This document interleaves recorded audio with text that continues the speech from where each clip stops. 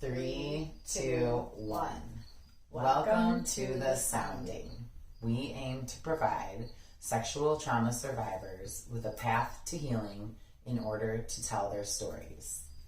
Before we get started on today's episode, we always like to share that disclaimer: we are not therapists, we're not lawyers, we're not doctors, we don't have all the answers.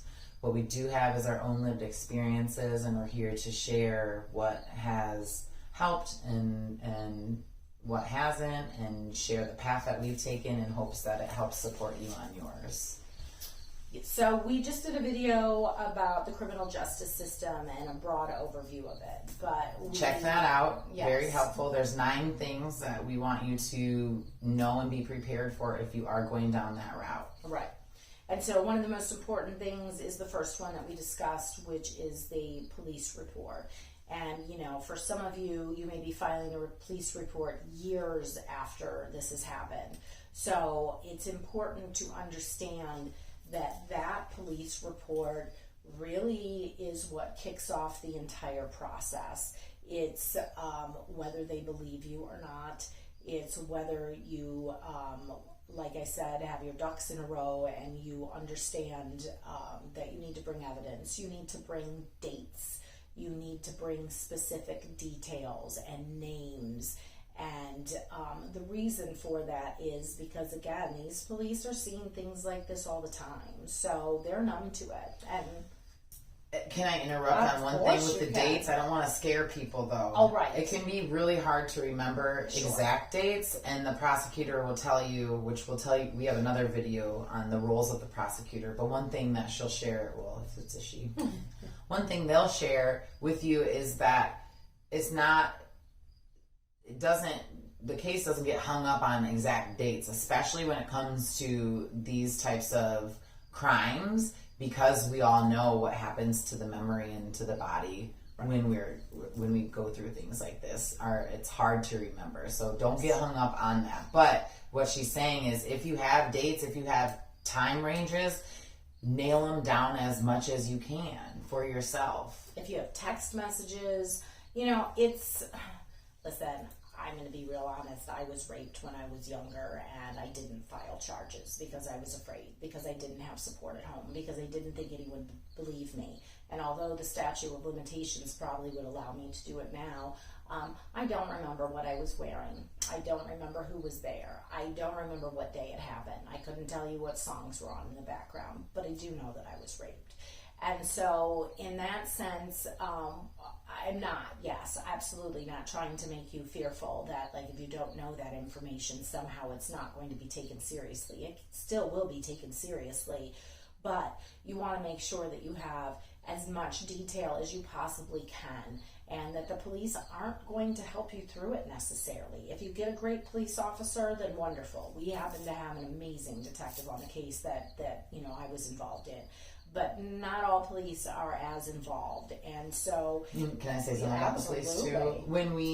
During my trial, when they interviewed when they had a police officer come in, they had a couple come in, it was a detective that they were talking about, and then they asked the police officers, too. So both detective and police officers will tell you, or tell a judge and a jury, that their training is to not pry. Their training is not to ask more questions, because there's a couple things going on. Number one, they don't want to, especially if it's a minor, these are already very serious and vulnerable crimes that survivors are admitting being a victim of. And so they just want to create a safe place, and to them, police, they're trained to just kind of take information and write it down as they hear it. So when I was able to look at my police report from 20 years ago, that is my one and only shot to now 20 years later, sit up there and defend myself against, mind you, I'm almost 40. So I gave this police report when I wasn't even 20 years old. So the police, and when I gave it, the police, he wasn't helping me, as she said. It's not out of being mean. It is just out of their ignorance in training their employees on how to handle police report filings when it comes to criminal sexual charges.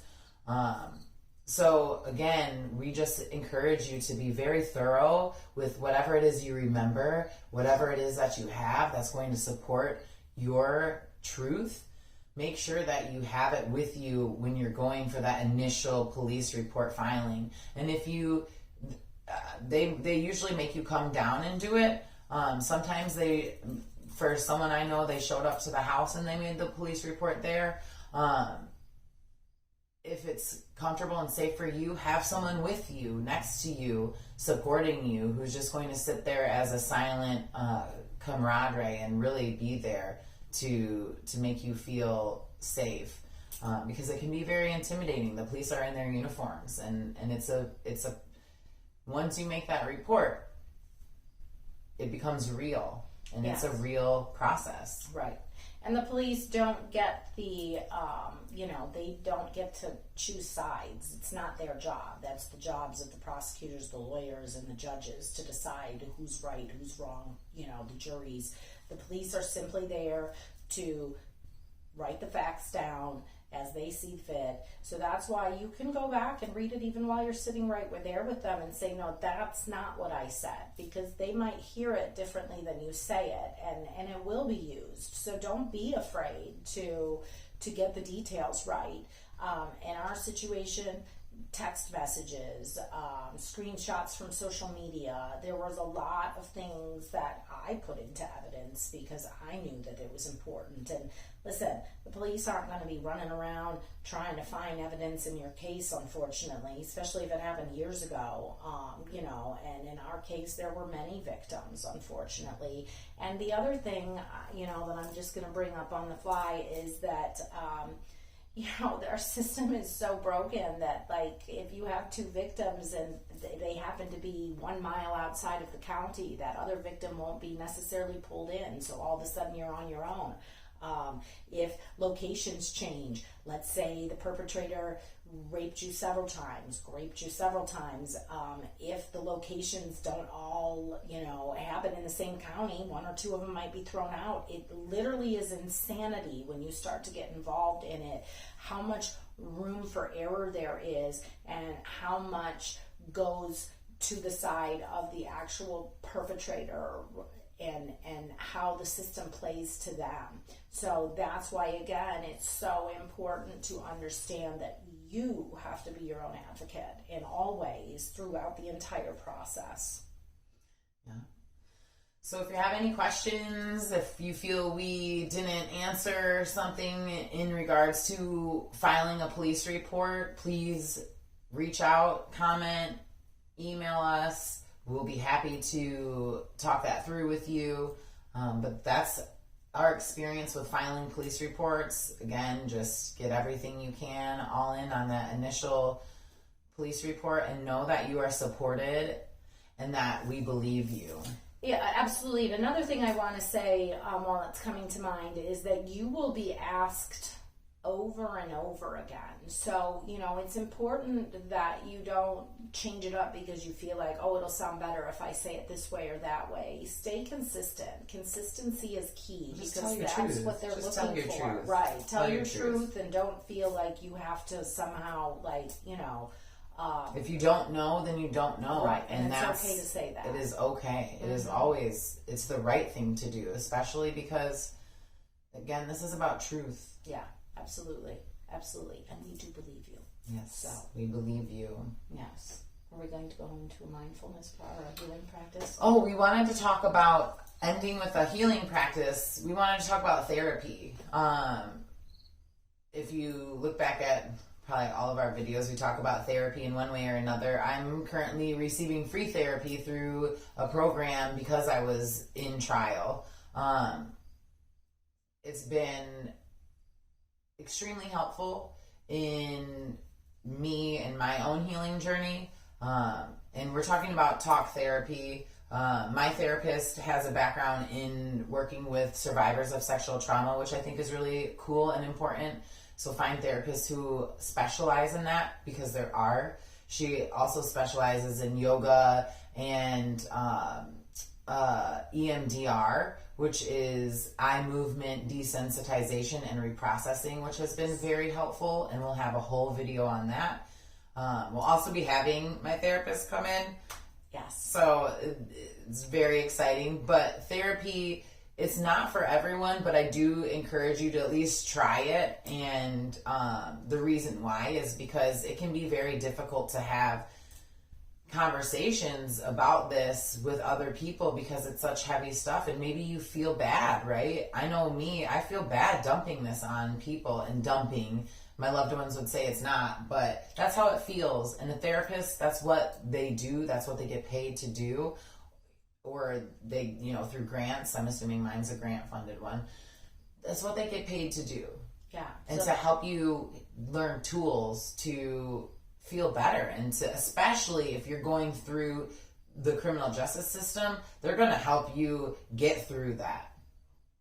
In my experience. Yeah, and help you understand some of the reasons why you have the reactions that you do. And so it's important to start understanding yourself and your trauma responses based on the level of impact that this has had on you. Awesome. Yes. So, right. If you need us, you know where to find us. Thank you for your support and for sharing, liking, and subscribing to our videos. And comment. Yes, we would love comments. So, love and light. Our tagline. Oh, because when survivors speak, the silence ends. Okay. Thank you.